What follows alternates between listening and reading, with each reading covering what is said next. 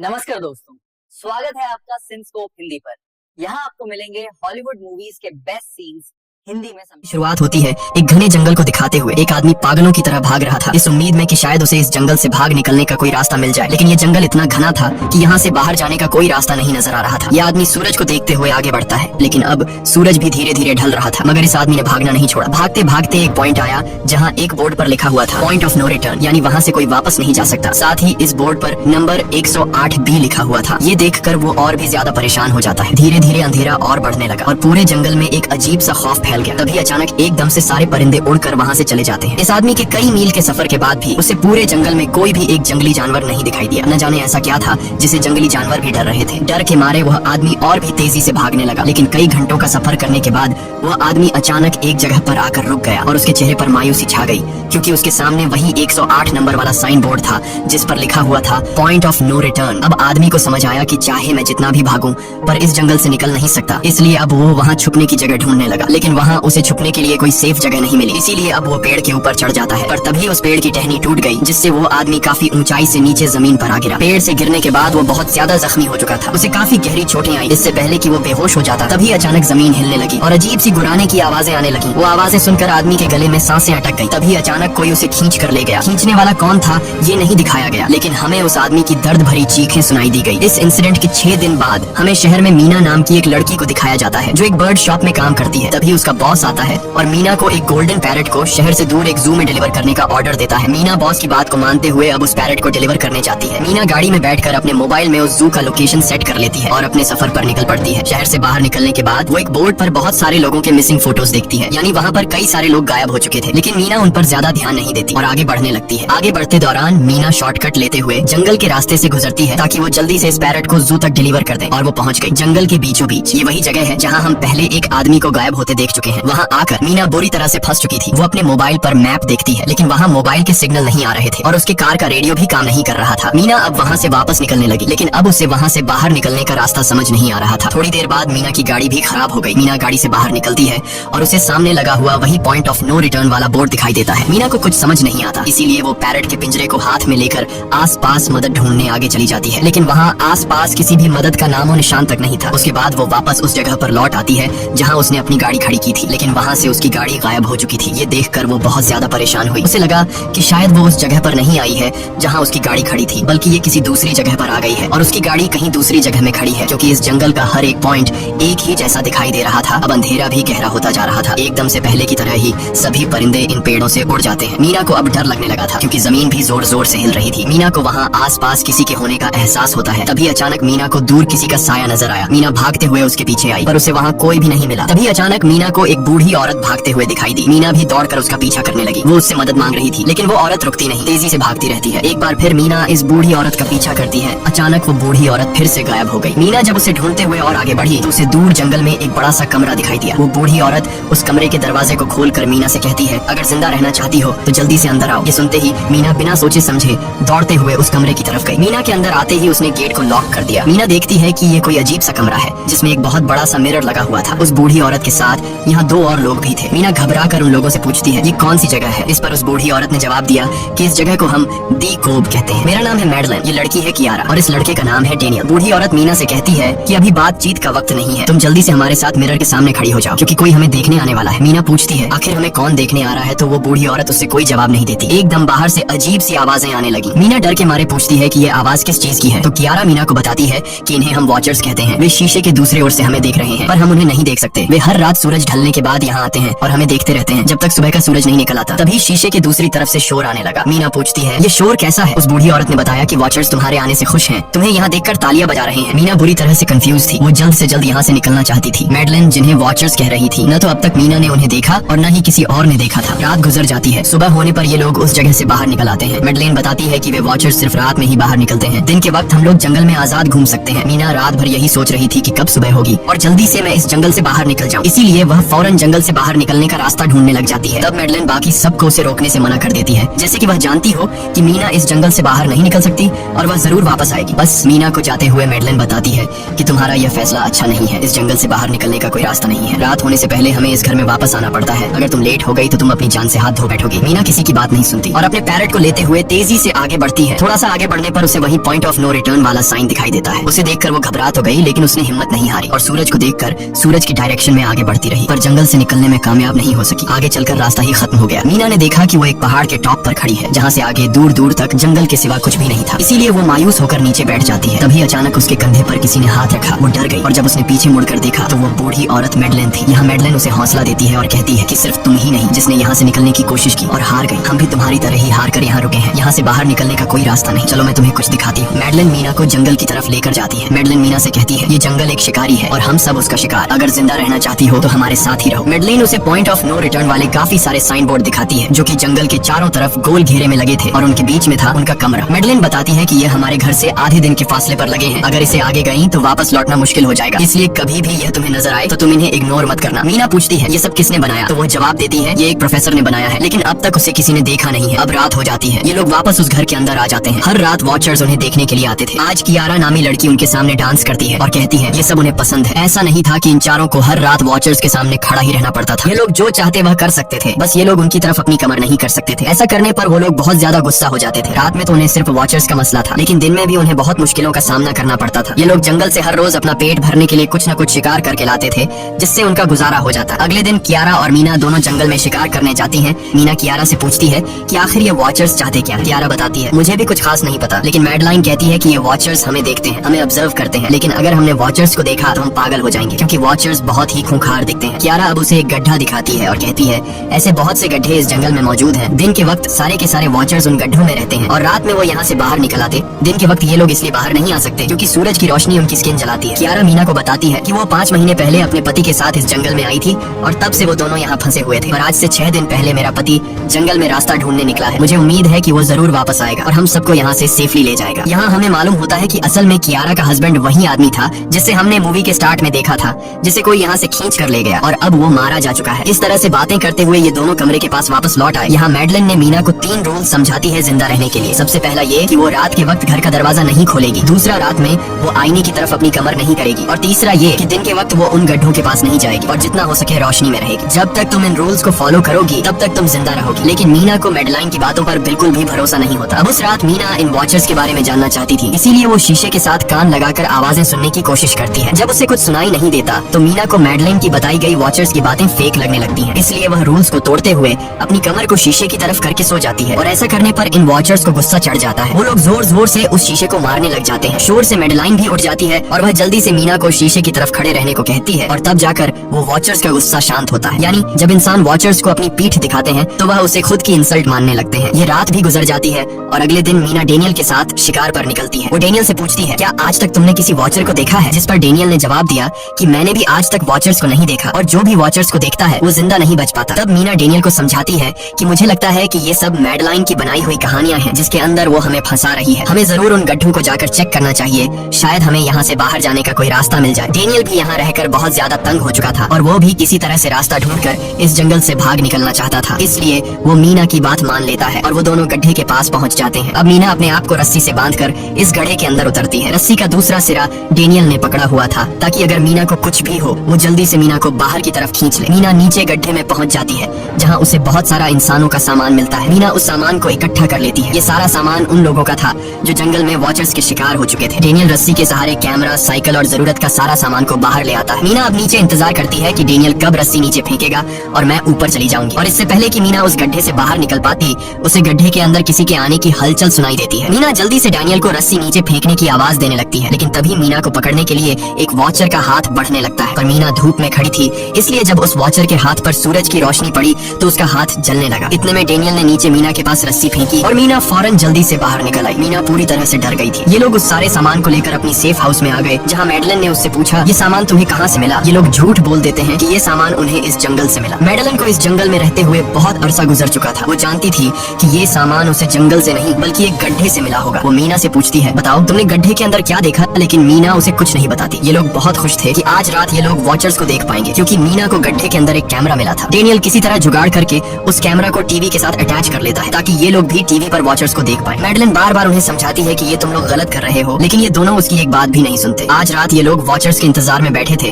ताकि उन्हें वो देख पाए, लेकिन काफी रात होने के बावजूद भी आज कोई वॉचर उन्हें देखने नहीं आया और अब कुछ देर बाद उनके साथ कुछ अजीब सा होने वाला था। ये लोग बातचीत में मसरूफ थे कि तभी उनका दरवाजा खटखटाया जाता है, यानी दरवाजे पर किसी ने दस्तक दी। उन्होंने जल्दी से टीवी की तरफ देखा तो वहाँ उन्हें इंसानी टांगे दिखाई दे रही थी। बाहर जो कोई भी था वो कियारा के हस्बैंड की आवाज में बात कर रहा था और वो जल्दी से दरवाजा खोलने को कह रहा था। कियारा को लगा कि जरूर उसका हस्बैंड यहाँ से बाहर निकलने का रास्ता ढूंढ आया है। वो जल्दी से उठकर दरवाजा खोलने के लिए जाती है, लेकिन मैडलिन बीच में आकर दरवाजा खोलने नहीं देती। वो कहती है कि मैं जानती हूँ बाहर तुम्हारा हस्बैंड नहीं है, क्योंकि मैडलिन जानती थी कि रात के इस अंधेरे में कोई भी इंसान इस कमरे तक नहीं पहुँच सकता। लेकिन कियारा को मैडलिन की बातों पर यकीन नहीं होता और वो दरवाजा खोलने की कोशिश करती है, जिसके बाद मैडलिन कियारा से कहती है कि वो तुम्हें फंसा रहा है, तुम उसका इम्तिहान ले लो, तुम उसे कोई ऐसी बात पूछो जिसके बारे में सिर्फ तुम या तुम्हारा हस्बैंड जानता हो। कियारा बाहर खड़े हुए इंसान से एक किताब के बारे में सवाल करती है जिसके बारे में उसे पता होना चाहिए था, लेकिन जब बाहर खड़ा हुआ इंसान कोई जवाब नहीं देता तो ये समझ जाते हैं कि ये वॉचर ही है। ये लोग जब दरवाजा नहीं खोलते तो वॉचर उनके बाहर लगाए हुए कैमरा को तोड़ देता है और यहाँ हमें एक बात पता चलती है कि वॉचर्स इंसान के रूप में भी खुद को बदल सकते हैं। वॉचर्स उनकी इस हरकत पर बहुत ज्यादा गुस्सा हो गए थे। वे बहुत तेजी से शीशे को मारने लगे जिससे शीशे में एक बड़ा क्रैक भी आ जाता है, लेकिन यहाँ मैडलिन समझदारी दिखाते हुए सबको लाइन से शीशे की तरफ खड़ा कर देती है, जिससे वॉचर्स का गुस्सा थोड़ा बहुत ठंडा हो जाता है और वे वहाँ से चले जाते हैं। अब यहाँ मीना मैडलिन को बताती है कि हमने गड्ढे में से ये सारा सामान चुराया था। ये सुनकर मैडलिन बहुत ज्यादा गुस्सा हो जाती है कि तुम लोगों ने दूसरा रूल भी तोड़ दिया। अगली सुबह मैडलिन उस गड्ढे से लाया हुआ सारा सामान उठाकर वापस उसी गड्ढे में फेंक देती है, जिससे उन वॉचर्स का गुस्सा थोड़ा शांत हो जाता है। मगर अब इन लोगों को जंगल में बहुत ही ज्यादा अजीब चीजें दिखाई देना चालू हो गई थी और उसका सबसे ज्यादा असर डेनियल पर होता है। डेनियल अचानक बात बात पर बहुत ज्यादा गुस्सा करने लग जाता है। दूसरी तरफ कियारा, जिसे पहले उम्मीद थी कि उसका हस्बैंड जिंदा है और वो यहाँ आकर उसे यहाँ से बचा लेगा, लेकिन अब उसे पता चल चुका था कि उसका हस्बैंड अब वापस नहीं आएगा, जिसकी वजह से वह अंदर ही अंदर पूरी तरह से टूट चुकी थी और वो डिसाइड करती है कि वह वॉचर्स के इन गड्ढों में कूदकर अपनी जान दे देगी, क्योंकि अब उसके पास जीने की कोई वजह नहीं रही। वह ऐसा करने ही वाली होती है कि मीना आकर उसे बचा लेती है। इसी बीच हम देखते हैं कि डेनियल मैडलिन की तरफ अजीब तरह से देख रहा होता है और वह गुस्से में आकर मैडलिन को पेड़ के साथ बांध लेता है। डेनियल ने कहा कि अब मैं इस बुढ़िया के कोई रूल्स नहीं मानूंगा, अब यहाँ सिर्फ मेरी बात मानी जाएगी। अब रात होने वाली थी, इसलिए डेनियल कमरे की तरफ भागा और कियारा भी उसके पीछे भागी, लेकिन मीना मैडलिन के पास आई और उसकी रस्सियां खोलने लगी। दूसरी तरफ डेनियल ने कियारा को लेकर कमरे का दरवाजा अंदर से बंद कर दिया और मीना और मैडलिन को बाहर वॉचर्स के लिए छोड़ दिया। मीना और मैडलिन डेनियल से दरवाजा खोलने के लिए गिड़गिड़ाते रहे। डेनियल से रिक्वेस्ट करते हैं कि प्लीज दरवाजा खोल दो, लेकिन डेनियल ने दरवाजा नहीं खोला। अब बाहर चारों तरफ अंधेरा छा गया और वॉचर्स के आने का टाइम हो गया, इसलिए अब मजबूरन उन्हें अपनी जान बचाने के लिए एक घने पेड़ के नीचे रहकर छिपना पड़ा। थोड़ी देर बाद उन्हें वॉचर्स की गुराने की आवाजें आने लगी। इस टाइम मीना और मैडलिन के साथ हमें भी उन वॉचर्स की एक झलक दिखाई जाती है। ये लोग लंबे पतले और खतरनाक थे। सब अपने अपने गड्ढों से निकलकर इंसानों को देखने के लिए उस सेफ रूम तक पहुंचते हैं और जब ये लोग देखते हैं कि मीना और मैडलिन वहाँ नहीं है तो वो उनको खाने के लिए जंगल में ढूंढने लग जाते हैं। और जब ये वॉचर्स दूर जाते हैं तो मौके का फायदा उठाते हुए ये दोनों फिर से सेफ रूम तक आ जाते हैं और डेनियल से रो रो कर दरवाजा खोलने को कहते हैं। इस बार डेनियल के दिल में रहम जाग जाता है और वो उनके लिए दरवाजा खोल लेता है। अब अंदर जाने के बाद पहले तो मैडलिन डेनियल पर गुस्सा करती है और फिर इन सबको शीशे के सामने खड़ा करके वॉचर्स के बारे में कुछ बातें बताती है। मैडलिन ने कहा कि अब तक हम बहुत से रूल्स तोड़ चुके हैं, इसलिए मुझे नहीं लगता कि इस बार वॉचर्स हमें माफ करेंगे। मैं तुम लोगों को वॉचर्स के बारे में कुछ सच्चाई बताना चाहती हूँ। दरअसल मैं जब यहाँ पहली बार आई थी तो मैंने कुछ ऐसा देखा जिससे मेरे होश उड़ गए। मैंने अपना ही एक डुप्लीकेट देखा। असल में वो एक वॉचर था जो मेरा रूप लेने की कोशिश कर रहा था। हालांकि उसकी आंखें और बाल बिल्कुल परफेक्ट नहीं थे। मीना ने पूछा कि आखिर ये वॉचर्स हैं क्या चीज, जिस पर मैडलिन ने जवाब दिया कि ये सारे क्रीचर्स फेरीज हैं जो किसी जमाने में इंसानों के साथ मिलकर रहते थे। फेरीज पंखों वाले एक जादुई जीव थे, लेकिन वक्त गुजरने के साथ इंसानों को फेरीज की शक्तियों से डर लगने लगा, इसीलिए इंसानों ने फेरीज को खत्म करने का सोचा। इंसानों की तादाद ज्यादा थी, इसलिए फेरीज इंसानों का मुकाबला नहीं कर पाए। इंसानों ने इन फेरीज को जंगल में एक बहुत बड़े गड्ढे के अंदर कैद कर लिया और उन्हें श्राप से हमेशा हमेशा के लिए इस गड्ढे में बंद कर दिया। उसके बाद फेरीज कई 100 सालों तक उस गड्ढे में कैद रहे, लेकिन फिर वक्त के साथ उन्होंने जमीन के अंदर खुदाई करके निकलने के रास्ते बना लिए। आज वही फेरीज वॉचर्स के रूप में गड्ढों से निकलकर हमारे सामने आते हैं। हालांकि कई 100 सालों तक जमीन के अंदर रहने की वजह से उन्होंने अपने पंख और जादुई शक्तियां खो दी और साथ ही उन्हें सूरज की रोशनी से तकलीफ होने लगी, लेकिन अब भी उनमें रूप बदलने की शक्ति है। इस पर डेनियल ने मैडलिन से पूछा कि ये वॉचर्स हमसे क्या चाहते हैं और ये हर रात हमें देखते क्यों हैं, जिस पर मैडलिन ने बताया कि ये वॉचर्स एक बार फिर से जंगल से निकलकर इंसानों के बीच रहना चाहते हैं, लेकिन अपने असली रूप में ये इंसानों के बीच नहीं रह सकते। इसीलिए उन्होंने हमें यहाँ रखा हुआ है ताकि हमें देखकर हमारा रूप ले सकें और हमसे आज के दौर के तौर तरीके सीखकर इंसानों के बीच रह सकें। मैडलिन ये सब बातें बता ही रही थी कि अचानक सभी वॉचर्स वापस लौट आए और जब वॉचर्स को पता चलता है कि मैडलिन और मीना वापस अपने कमरे में आ गए हैं तो वो सब गुस्से से भड़क उठे और दरवाजा तोड़ने की कोशिश करने लगे। इन चारों ने टेबल को खींचकर दरवाजे के सामने रख दिया ताकि दरवाजा वॉचर्स तोड़ न सके, लेकिन वॉचर्स की ताकत काफी ज्यादा थी और इन चारों को पता चल चुका था कि जल्द ही वॉचर्स अंदर आ जाएंगे और उन्हें मौत अपनी आंखों के सामने दिखाई दे रही थी। तभी उन्होंने देखा कि टेबल को घसीटकर दरवाजे तक ले जाने की वजह से कारपेट पलट गई है। जब उन्होंने कारपेट हटाया तो उन्हें नीचे एक बड़ा लोहे का गेट नजर आया। उन्होंने जल्दी से गेट खोला तो उन्हें पता लगा कि नीचे एक बहुत बड़ा बंकर है। ये लोग जल्दी से उस बंकर के अंदर घुस गए और ऊपर से लोहे का गेट बंद कर दिया। ये लोग इस बात को लेकर परेशान थे कि ये बंकर यहाँ पर मौजूद था और इन लोगों को पता भी नहीं चला। इस बंकर के नीचे बहुत फैसिलिटीज थी, हजारों दिन का खाना, एक कंप्यूटर और भी बहुत सारा जरूरत का सामान रखा था। मीना जानना चाहती थी कि आखिर ये जगह किसने बनाई, इसीलिए वो उस कंप्यूटर को ऑन कर लेती है। उस कंप्यूटर में बहुत सारा डेटा सेव था, जिसे खोलने पर उन्हें पता चलता है कि ये सारी जगह प्रोफेसर मार्टिन ने बनाई थी। असल में प्रोफेसर को इन क्रीचर्स के बारे में पता था। वो इन वॉचर्स पर रिसर्च करना चाहता था, इसीलिए उसने ये बंकर बनाया था। पैसों का लालच देकर वो दूसरे इंसानों को काम के लिए यहाँ लेकर आता था और रात के वक्त मजदूरों को ऊपर कमरे में छोड़कर खुद यहाँ आकर छुप जाता था और वो वॉचर्स फिर उन इंसानों को खा जाया करते थे। अगली वीडियो में डॉक्टर मार्टिन बताते हैं कि उनकी रिसर्च के दौरान उन्हें एक सबसे अलग फेरी मिली जो रोशनी में भी उन गड्ढों से बाहर आ सकती थी। डॉक्टर बताता है कि उस वॉचर ने एक बच्ची का बिल्कुल परफेक्ट रूप ले लिया था जिसे कोई पहचान नहीं सकता था। वो बहुत अच्छी थी, उसने डॉक्टर मार्टिन को मारा नहीं। डॉक्टर मार्टिन उसे यहाँ ले आया। तभी प्रोफेसर ने कैमरा को दूसरी तरफ मोड़ा। तब उन्होंने देखा कि प्रोफेसर ने उस छोटी सी बच्ची के रूप में आए वो क्रीचर को पिंजरे में कैद कर लिया है। पता नहीं डॉक्टर उसके साथ कौन सा एक्सपेरिमेंट करने वाला था। उस कंप्यूटर में बहुत सी वीडियोस थी और हर वीडियो में कुछ न कुछ बताया हुआ था। मीना बस ये जानना चाहती थी कि आखिर में क्या हुआ, इसीलिए वो सबसे आखिरी वीडियो प्ले करती है जिसमें वह देखती है कि प्रोफेसर खुद को और उस फेरी को मारने वाले हैं। मरने से पहले वह इस जंगल में फंसे हुए लोगों के लिए यहाँ से निकलने का रास्ता बता देता है और कहता है कि शाम में जिस डायरेक्शन में परिंदे भागते हैं उस डायरेक्शन में भागने से वे लोग इस जंगल से निकल सकते हैं। उसने इस रिकॉर्डिंग मैसेज में कहा था कि अगर कोई इस जंगल से निकलने में कामयाब हो गया तो यूनिवर्सिटी में जाकर मेरी सारी रिसर्च तबाह कर देना। मैंने यहाँ आकर बहुत बड़ी गलती कर दी। उसके बाद प्रोफेसर ऊपर चले गए और फिर 2 गोलियों की आवाज आई जिससे उन्हें समझ आया कि प्रोफेसर ने पहले उस फेरी को मारा और फिर खुद को गोली मार दी। आज रात ये चारों बहुत खुश थे क्योंकि उन्हें इस जंगल से जान छुड़ाने का रास्ता मिल गया था। अगली सुबह सभी लोग अब बंकर से बाहर निकलते हैं तो देखते हैं कि उनका सेफ हाउस उन वॉचर्स ने पूरी तरह तबाह कर दिया है और आज के दिन उन्हें लाजमी इस जंगल से निकलना होगा वरना ये लोग मारे जाएंगे क्योंकि रात को अब उनके पास छिपने के लिए कमरा भी नहीं बचा था। ये लोग अब यहाँ जंगल से निकलने के रास्ते में बढ़ने लगते हैं। वो परिंदे जिनके बारे में प्रोफेसर बता रहे थे वे तो शाम को उड़ने वाले थे, लेकिन उन्हें शाम होने से पहले जंगल से बाहर निकलना था। इसलिए मीना अपने पास मौजूद पैरट को आजाद कर देती है। जिस डायरेक्शन में वह उड़ता है उसी डायरेक्शन में ये लोग चलने लग जाते हैं। चलते हुए रास्ते में ही उन्हें एक कब्र मिली। मेडेलिन उस कब्र को देखकर बताती है कि एक वक्त था जब ये लोग इंसानों के साथ रहते थे, लेकिन इंसानों ने उनके साथ बहुत बुरा किया, धोखा किया और उन्हें यहाँ जंगलों में फंसाकर खुद चले गए। कई घंटे सफर करने के बाद ये लोग एक नदी के पास पहुँच गए। वहाँ उन्हें प्रोफेसर का एक बोट मिला जिसको देखकर ये लोग बहुत खुश हुए, लेकिन उनकी खुशी अब कुछ ही देर की मेहमान थी क्योंकि अब अंधेरा हो चुका था और वॉचर्स के आने का वक्त हो गया था। उससे पहले कि ये लोग डॉक्टर मार्टिन की बोट में बैठकर यहाँ से दूर चले जाते तभी उन्हें पीछे से किसी की आवाज आई। जब उन्होंने पीछे मुड़कर देखा तो वो कियारा का हस्बैंड था जो मदद के लिए चिल्ला रहा था। वो बहुत ही जख्मी हालत में था। बाकी सब बोट में बैठ चुके थे, इसलिए डेनियल अकेला उसकी मदद के लिए गया। डेनियल कियारा के हस्बैंड को खींचकर बोट की तरफ लाने लगा, लेकिन तभी ये लोग बोट से देखते हैं कि डेनियल जिसकी मदद करने गया वह कोई इंसान नहीं बल्कि एक वॉचर है जिसने उनके सामने ही डेनियल का रूप ले लिया। वो लोग कुछ भी नहीं कर पा रहे थे। अब उस वॉचर ने डेनियल को मार दिया। उन्हें इस बात का पता था कि वॉचर्स इस नदी को पार नहीं कर सकते हैं और फाइनली ये लोग खुद इस नदी को पार करके शहर तक पहुंच जाते हैं। और कहानी में असल ट्विस्ट इसके बाद आया। शहर पहुंचने के बाद ये तीनों अलग अलग रास्तों पर चले गए और कुछ दिनों बाद अब मीना जल्दी से डॉक्टर मार्टिन के कहने के मुताबिक उनके यूनिवर्सिटी में उनका सारा डेटा खत्म करने के लिए आई। उससे पहले कि वह उनका रिसर्च डेटा डिलीट कर देती तभी उससे वहाँ एक टेप रिकॉर्डर मिला और उस टेप रिकॉर्डर से मीना को एक नया राज मालूम हुआ। जब हजारों साल पहले इंसान और फेरीज एक साथ रहते थे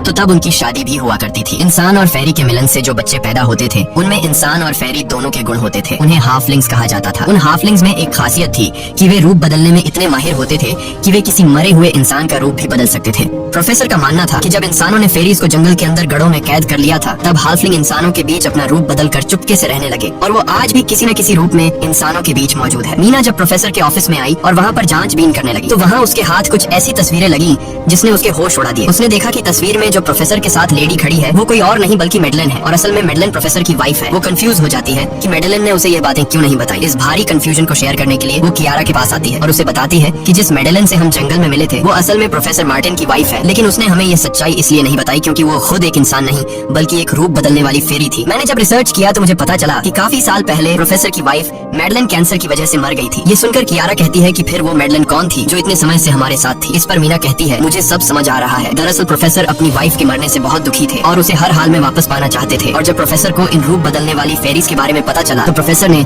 उस रूप बदलने वाली फेरी को पिंजरे में कैद किया जो एक बच्ची का परफेक्ट रूप लेकर उनके पास आई थी। प्रोफेसर ने अपनी वाइफ की फोटो दिखाते हुए उस फेरी को अपनी वाइफ मेडेलिन जैसा बना दिया क्योंकि वो फेरी बाकी फेरीज से अलग थी। वो दिन में भी बाहर आ सकती थी। मीना ने कहा कि मैंने मेडेलिन को यहाँ बुला लिया है, हमें किसी तरह से करके उसे वापस जंगल भेजना होगा। तभी एक कार वहाँ आकर रुकी। जब उस कार से जो इंसान उतरा उसे देखकर मीना के गले में सांस अटक गई। वो कियारा थी, यानी कि अब तक जो मीना के साथ थी वो मेडलिन थी। उसने कियारा का रूप ले रखा था। कियारा जैसे ही घर के अंदर आई तभी मेडलिन ने कियारा के हस्बैंड के रूप में बदलकर उसे बेहोश कर दिया। मीना ने मेडलिन से कहा, आखिर तुम चाहती क्या हो? जिस पर मेडलिन गुस्से में आकर कहा, मैं फेरीज की सबसे अलग मखलूक हूँ। मेरे सभी साथी बचपन से मुझे चिढ़ाते थे, वो मुझे अपने साथ नहीं रहने देते क्योंकि मैं सबसे अलग थी। मैं उस जंगल में अकेली पड़ चुकी थी और मैं उस जंगल से निकलकर बाहर लोगों के साथ मिलकर रहना चाहती थी। फिर एक दिन प्रोफेसर उस जंगल में आया, उसने मुझे पिंजरे में कैद कर लिया। उसने मुझसे कहा कि अगर मैं उसकी वाइफ का रूप ले लूं तो वह मुझे जंगल से बाहर ले जाएगा। मैंने उसकी बात मान ली। प्रोफेसर ने मुझे मेडलिन की सारी बातें सिखाई और बाद में उस धोखेबाज प्रोफेसर ने मुझे मारने की कोशिश की, लेकिन उससे पहले कि वो मुझे मार पाता मैंने उसे ही मार डाला। तुम इंसान कभी भी भरोसे के लायक नहीं थे और न ही रहोगे। अब तुम भी मेरी सच्चाई जान चुकी हो, इसलिए तुम्हें भी मरना होगा और तुम्हें मारने के बाद मैं तुम्हारे रूप में इंसानों के बीच रहूंगी। यह कहकर मेडलिन ने मीना का रूप ले लिया और उसका गला दबाकर उसे मारने लगी। तब मीना ने मेडलिन से कहा कि क्या प्रोफेसर ने तुमसे यह नहीं कहा कि तुम क्यों दिन में निकल सकती हो? असल में तुम हाइब्रिड हो, आधी इंसान और आधी फेरी, इसीलिए तुम इंसानों और फेरीज के बीच रह सकती हो। मुझे पता है कि दुनिया में अकेला रहना कैसा होता है, लेकिन तुम अकेली हाफलिंग नहीं हो। तुम्हारे जैसे और भी हाफलिंग्स हैं जो किसी न किसी रूप में इंसानों के बीच रह रहे हैं। इस सच्चाई का पता चलते ही मेडलिन का शरीर अचानक अपने असली रूप में आने लगा। देखते ही देखते उसके पंख निकल आए, जिसके बाद वो मीना को यहीं पर छोड़कर यहाँ से उड़ जाती है। इसके बाद कुछ हफ्तों के बाद का सीन दिखाया जाता है जहाँ मीना अपनी सिस्टर के साथ रहने लगी है। उसने अपनी सिस्टर को बताया